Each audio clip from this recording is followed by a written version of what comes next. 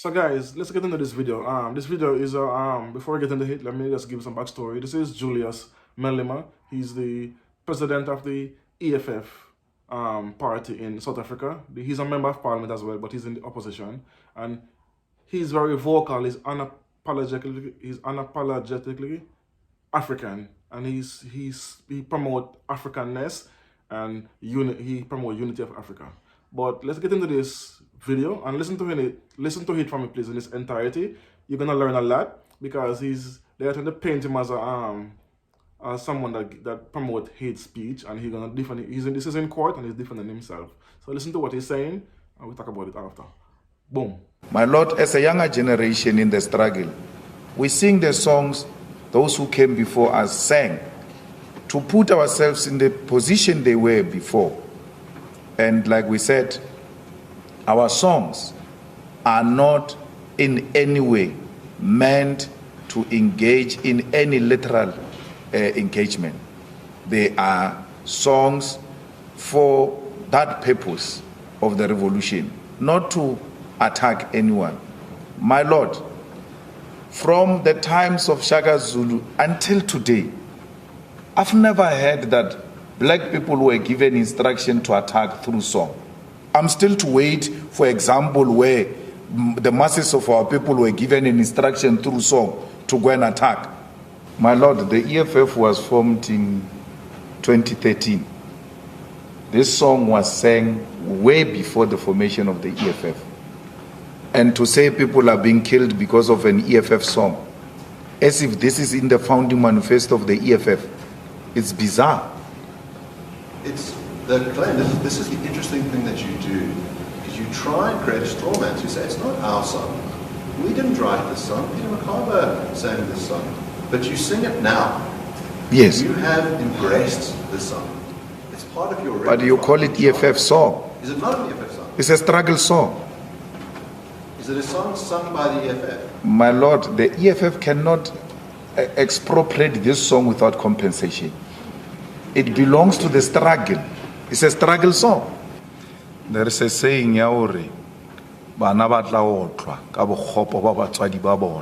when you steal a car and you pass over the car to the stolen car to your children, it makes that child a criminal as well, because it's in possession of stolen goods. And that child passes that car, or doesn't even pass that car. He sells that car to go and buy another car with the money of stolen goods. It remains a stolen good, the property you bought with the money stolen, got from a stolen goods. You are in possession of stolen property. Return it, please.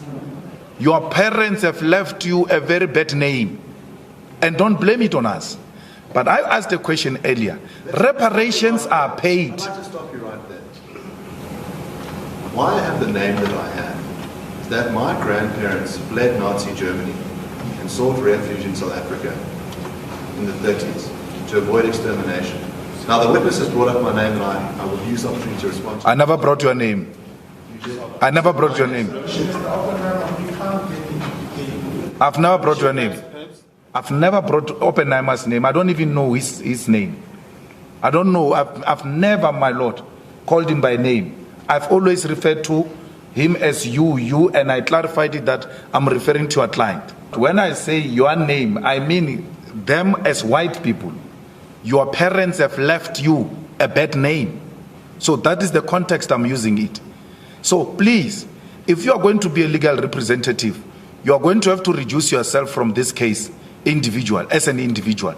Remove your emotions and deal with me as a professional. Because if you are going to come to me as a personal person, individually, I will no longer look at you as a professional. I will decisively deal with you as an individual. I'm going to be president of this country, whether you like it or not. And I will preside over the affairs of this country, including presiding over you. I think you must start adjusting to that reality. The sooner you do that, the less chest pains you'll have when that reality comes. what chest pains would result? Racist chest pains. You know, my Lord, we're sitting here with pain, with trauma. and to be interrogated by people like this who perpetuate the segregation, who continue to promote racism in this country. It's really unfair. Thousands of children have seen their mothers being tortured. I was young when police walked into my mother's house and she was sleeping. They took off her blankets off. Men, she was not dressed up. She was sleeping. Men took off her blankets.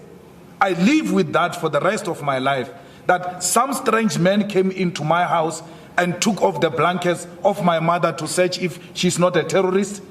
We are still a traumatized nation, if you don't know. And that trauma is real. And don't push us to that pain, because when that day comes, we'll not be scared.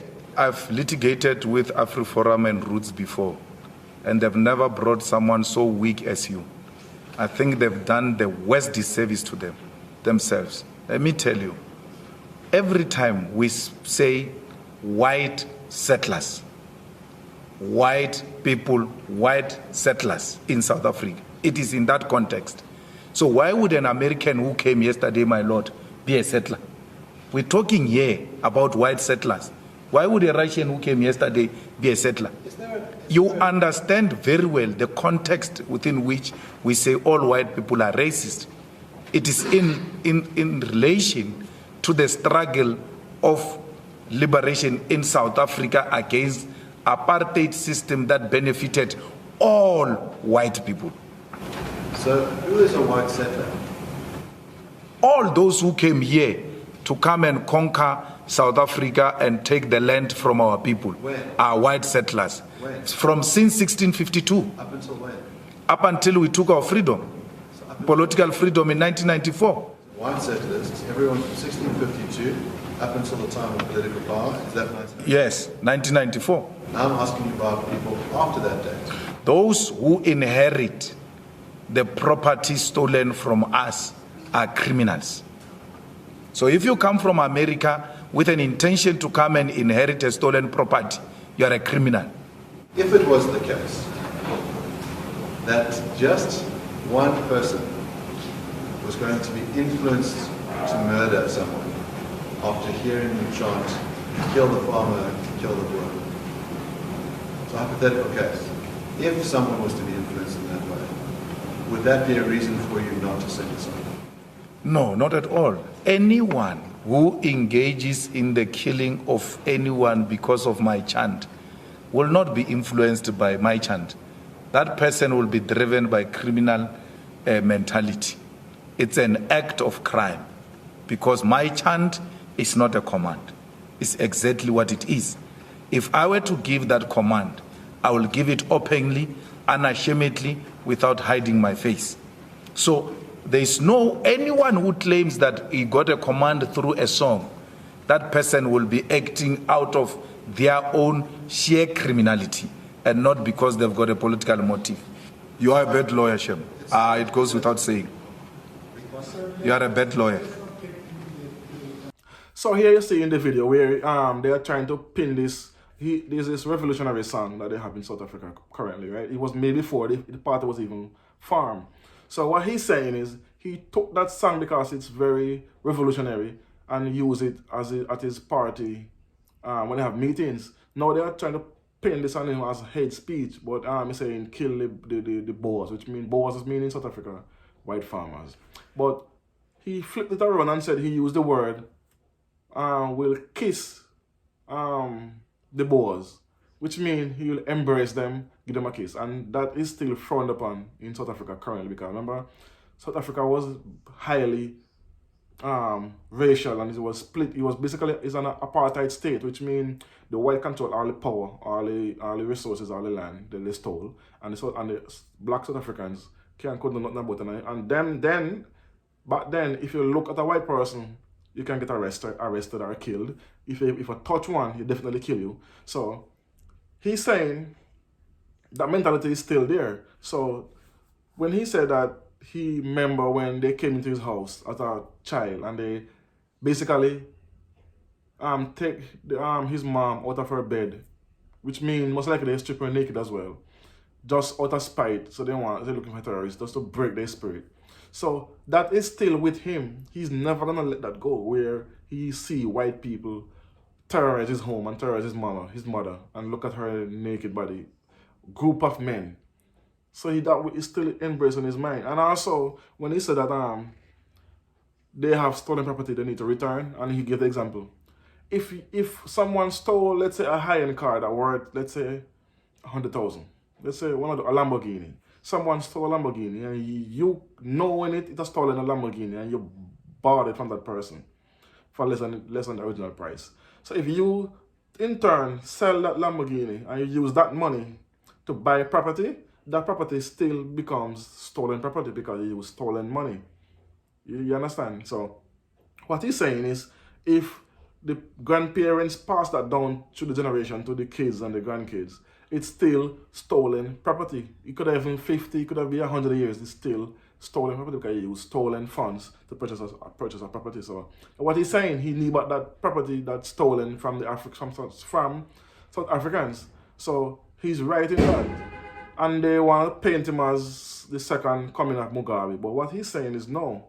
He's gonna learn from what Mugabe did. There's not one blood gonna be shed, or not one person gonna be beaten for the property. He's gonna go about it democratically. They don't like that. So they're trying to paint him now as a hate speaker person.